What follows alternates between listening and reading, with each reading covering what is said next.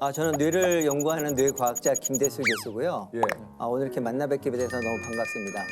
특히 유재석 선생님이 저희가 처음 뵙죠? 아, 그렇죠. 처음 뵙죠. 근데 낯이 전혀 안 서르네요. 아, 그래요? 네네네. 언제부터 카이스트 교수님으로 이렇게 재직을 하셨습니까? 저는 2004년부터 만 19년을 카이스트 교수를 19년을 하고 있고요. 예, 생명과학과에서 교수를 하고 있습니다. 아니 이게 사실 뇌를 연구하는 뇌과학자라고 하시는데 가끔 그런 얘기 들었어.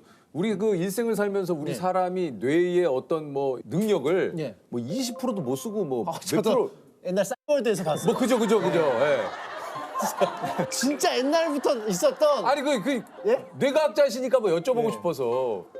예. 사실은 우리 뇌는 항상 늘 전체 열심히 일을 하고 있고요. 예. 다만 그 능력을 최대치로는 발휘를 안 합니다. 아, 왜 그런 거예요?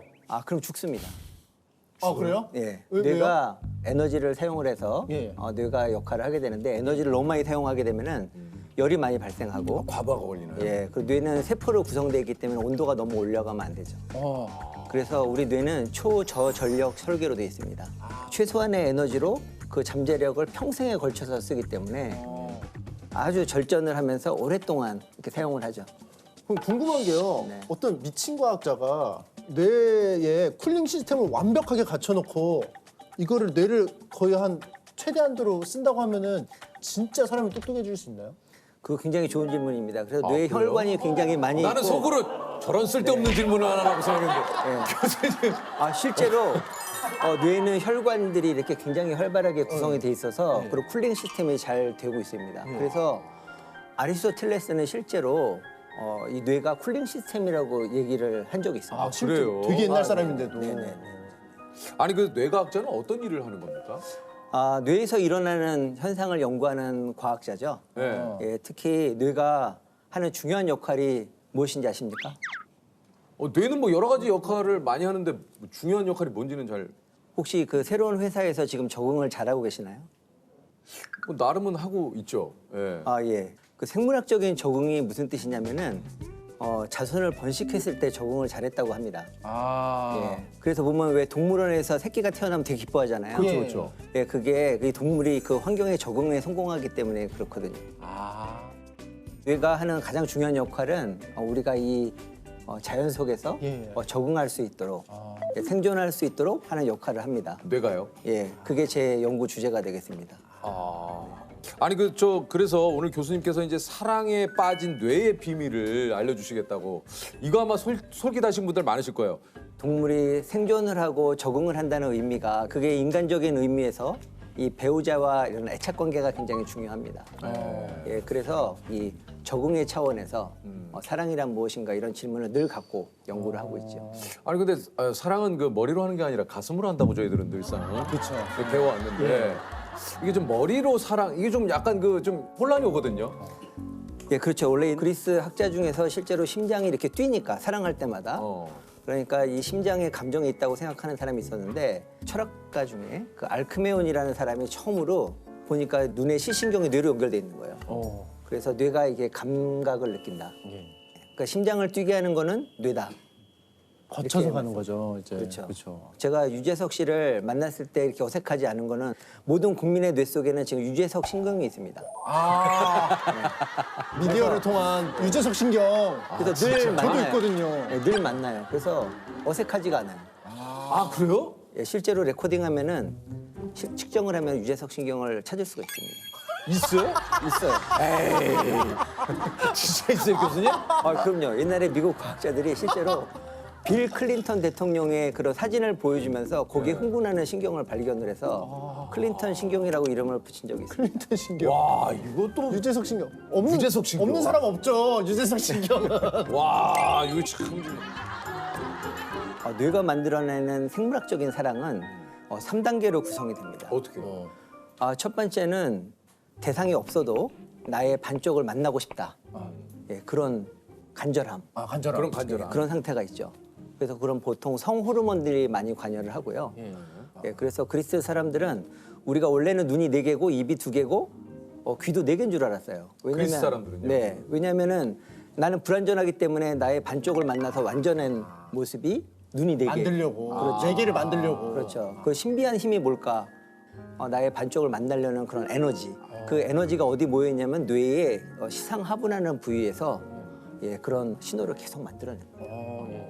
그래서 우리 뇌는 이렇게 생존과 적응에 관련된 그런 신호를 더 민감하게 받아들인다는 걸 알 수가 있죠. 그러면은 금사빠라고 하는 금방 사랑에 빠지는 사람들은 생존과 번식에 좀 더 강한 사람들이라고 볼 어떤가요, 수 있을까요? 누구나 다들 평소에 저 사람이 나의 사랑의 대상이 될까 고민하는 건 똑같은데 예. 좀 그 기준이 좀 낮으신 분들 있잖아요. 예. 그래서 금방 저 사람도 내 대상이 될 수 있을 것 같아. 그래서 또 고백을 하고 금방 사랑에 빠졌다가 또 아닌 것 같아. 그래서 다른 사람한테 빠지고. 그 몸 안에 결제 시스템인데 도장 막 찍는 결제 시스템이 있네요. 통과 네. 통과. 이거 정말 좋은 답인데요. 제가 수업 시간에도 한번 이거 삼점 저 3점. 침착맨 지금 감정이 막 통과 그죠? 그러니까 여기서 중요한 포인트는 뭐냐면은 뭐예요? 의사결정이라는 거예요. 그러니까 우리가 감정에 빠지고 하지만 그거에 따라서 행동하는 게 아니라 뭔가 의사를 결정하는 이 사람과 연애를 할 것이냐 말 것이냐. 의사결정이 좀 빠르신 분들도 있고 좀 느리신 분들도 있고 그리고 사랑의 그 2단계가 있습니다. 뭡니까? 드디어 대상을 발견한 거죠. 그러니까 연애하는 동안에는 또 뇌의 상태가 또 달라집니다. 그때는 뇌에서 특히 그 도파민이라든지 교감신경 이런 것들이 나와서 우리 몸에 신체의 변화가 생기죠. 늘 그대를 만나면 심장이 뛰고 그래서 평소에 이렇게 맑게 보이던 세상이 이 대상을 만나면 주변이 뿌옇게 보이는 아웃포커스 현상이 일어나게 되죠. 실제로 그거 일어나요? 실제로 일어납니다. 콩깍지가 실제로 있는. 그럼요. 그 영화나 드라마에서 나오는 그런 약간 뽀사시한 그런 효과들이 실제로 일어나는 효과라는 얘기군요. 그렇죠. 와. 근데 꼭 경험을 못 하셨습니까? 지하철에서 처음 그녀를 만났을 때 주변 사람들 뿌옇게 보이고 그 사람만 보이고. 없으셨습니까? 아니 뭐 없다. 없으셨어요? 없다고 하면 또 이상해지는. 아까 막 주변이 막 뿌옇지도 않던데. 근데 우리 뇌가요 원래 주변이 뿌옇게 보입니다. 그래서 저희 카메라를 보고 계시면요 주변이 사실은 다 뿌옇게 보여. 거기 집중해서 보세요. 맞아. 진짜 그러네. 근데 주변은 뿌였습니다. 주변에 잘 안 보이네요. 우리 이거 눈 하나에 구조가 사랑하는 사람을 찾거나 내가 몰입의 대상을 찾거나 거기 집중하게 돼 있어요. 근데 유재석 씨가 그걸 경험 못한 거는 거기에 집중을 안 하고 주변을 이렇게 했어요. 다 교수님, 지금 얘기 들어보니까 그렇게 했어요. 이거 얘기하시는 거구나. 그러면 그렇죠. 그건 당연하죠. 내가 몰입하는 대상이 나오면 그거 당연히 그런 거죠. 저도. 아니 이게 좀 뭐 콩깍지가 씌었다라고 이제 아까도 우리 침착맨이 좀 얘기를 했습니다만 이건 왜 그런 겁니까? 소위 말해서. 어떻게 보면 사랑이 이 뇌를 조종하는 거죠. 그런 상태가 이제 콩깍지가 씌었다고 그러는데 그 순간에 우리가 뇌를 관찰해 보면 마약에 심취했을 때와 같이 비슷한 뇌 부위가 활성화가 되는데 이제 그게 대표적으로 도파민 신경 회로가 굉장히 활발하게 활동을 하고 있고요. 또 세로토닌이라는 신경 회로가 또 작용을 해서 이게 또 세상을 아름답게 보이는 세로토닌이. 세로토닌이.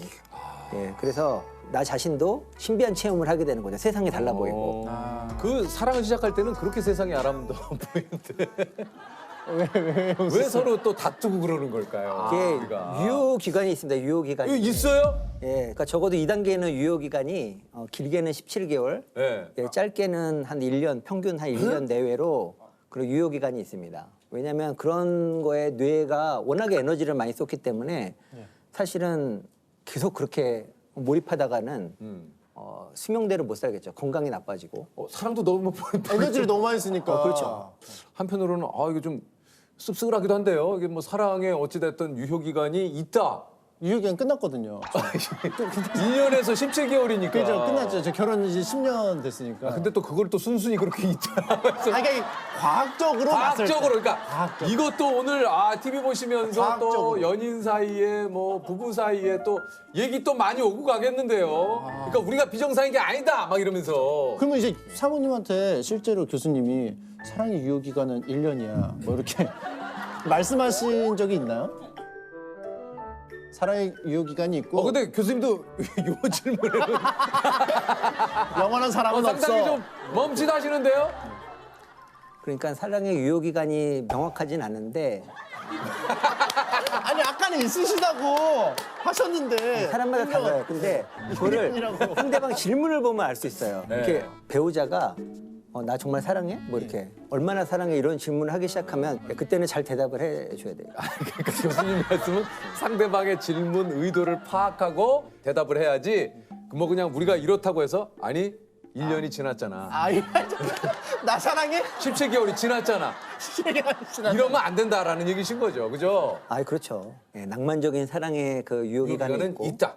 그보다 더 깊은 사랑이 시작된다. 그렇지. 2차 사랑, 2차 사랑. 아, 그러면 이렇게 정리를 해야겠다. 2차 사랑. 사랑은 계속 이어진다. 이어진다. 그러나 우리 그 감정적으로 그리고 열정적인 그런 어떤 뜨거운 불타오르는 막 미치겠는 그런 사랑은 유효 기간이 있다. 아, 이렇게 정리를 한번 해보도록 하겠다. 그죠. 자, 이것을 뭐 사랑은 뭐 1년에서 17개월 사이 끝난다 이 얘기가 아닙니다. 그리고 세 번째 단계가 바로 이제 애착의 단계로 가게 됩니다. 그때는 이제 심장도 뛰지 않고 이렇게 신체 변화는 느껴지지 않는데 그 뇌 속에서 연결이 형성이 됩니다. 예, 마치 유재석 신경이 생기는 것처럼 뭔가 내 이제 뇌 속에 배우자 신경이 생기는 거죠.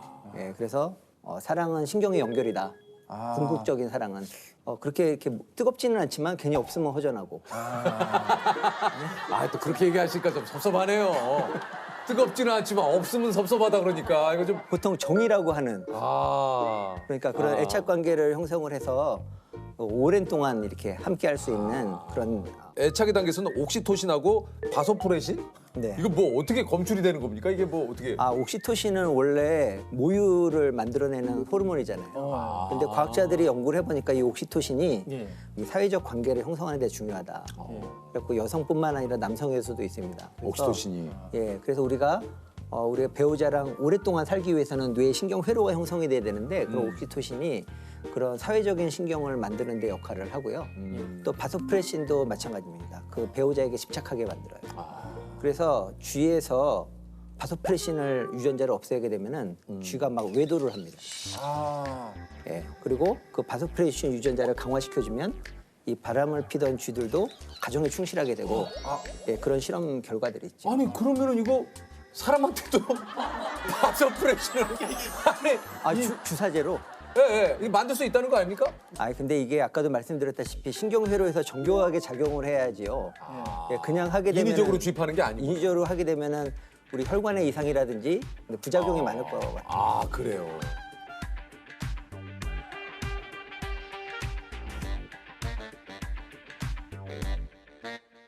이렇게 사랑에 관한 것을 뇌과학으로 이렇게 얘기를 들으니까 되게 흥미진진해요. 맞아요. 그요? 우리끼리 뭐 사랑에 관한 이야기를 가끔 하지만 이렇게 과학적으로 푸는 경우 사실 이건 좀 귀한 기회잖아요. 그렇죠. 원래 이제 감성적으로 이게 맞아 이렇게 근거 없이 말하는데 그렇지. 연구 결과를 토대로 말씀하시니까 그렇지. 이제 납득이 왜냐하면 되는 거죠. 깻잎을 우리 그 말년 씨가 그때 나와가지고 깻잎을 잡아줘야 되느냐 말아야 되느냐 가지고 굉장히 얘기를 많이 했거든요. 맞아요. 그러니까 내 친구랑 내 애인과 셋이 밥을 먹는데 내 친구가 깻잎을 못 떼고 낑낑거리고 있을 때 내 애인이 친구의 깻잎 떼는 걸 도와줘도 상관없다. 아니다. 그걸 뇌과학적으로 한번 설명을 해볼게요. 그걸 내가 앞으로 설명해주세요. 설명이 돼요? 일단 젓가락을 활용해서 깻잎을 뗀다는 거는 정말 그 뇌가 갖고 있는 최고의 기술입니다. 이 손가락 하나당 근육 숫자라는 신경을 하게 되면은 거의 기가헐츠인데 이건 5손가락과 기가헐츠요? 예, 이거 5손가락을 이용해서 젓가락까지 하는 거는 테라헐츠의 그런 프로세싱이 필요한 테라헐츠. 정말 그 고도의 몰입이 필요한 거거든요.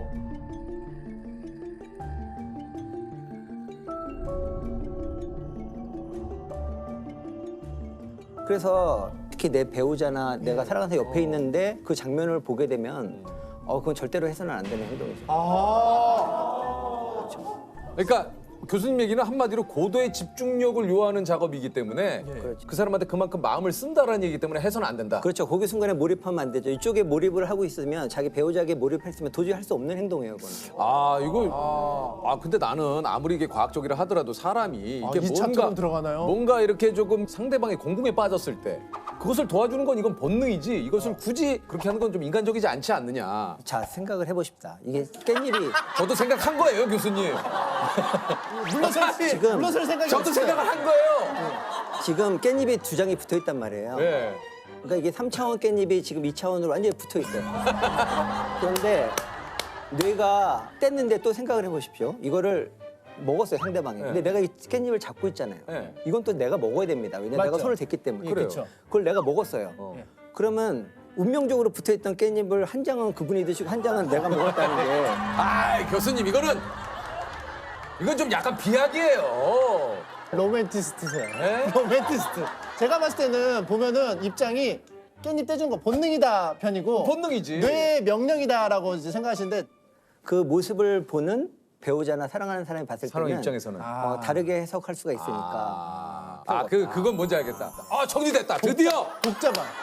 이 복잡한 프로세스가 예. 정리가 됐어. 배우자의 성향과 여러 가지를 생각하고 해야 되는 행동이다. 즉 내 남자친구나 내 여자친구가 이런 것들을 별로 좋아하지 않는다 예. 하면 본능이어도 하지 말아야 한다. 자, 그러나 어느 정도 이런 것들에 대한 서로 상호 간에 이해도가 있는 커플이다. 그렇다면 해도 된다. 즉 알아서 잘 눈치껏 하시라. 길게 이어진 논쟁에 오늘 방점을 찍네.